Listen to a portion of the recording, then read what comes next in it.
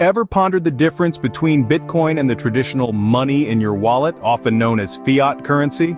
Well, it's time to unravel this mystery, and by the end of this discussion, you'll have a clear understanding of these two distinct forms of money. Bitcoin, the name that has been buzzing in the financial sphere for over a decade, is a form of digital currency.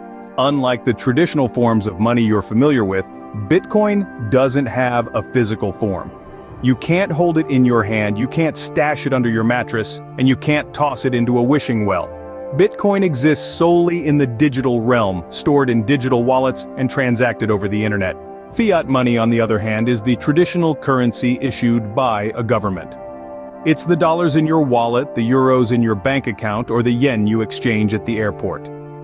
Fiat money holds value because the government declares it to be legal tender, meaning it's recognized for payment of debts and taxes.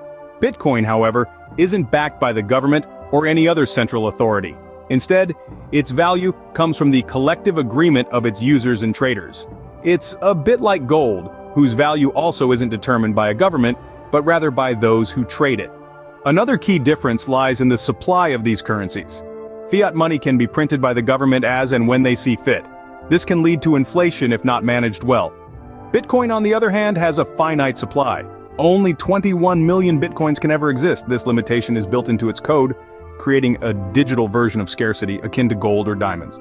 Also, transactions with Bitcoin are fundamentally different. Each Bitcoin transaction is recorded on a public ledger known as the blockchain. This transparency is a stark contrast to fiat transactions, which usually occur behind the closed doors of banks. So to summarize, the key differences between Bitcoin and fiat money are: first, Bitcoin is digital and fiat money is physical. Second, Bitcoin's value comes from its users, while fiat money's value is declared by the government. Third, Bitcoin has a finite supply, while the supply of fiat money can be adjusted by the government. And finally, Bitcoin transactions are transparent and are recorded on the blockchain, while fiat transactions are usually private and conducted through banks.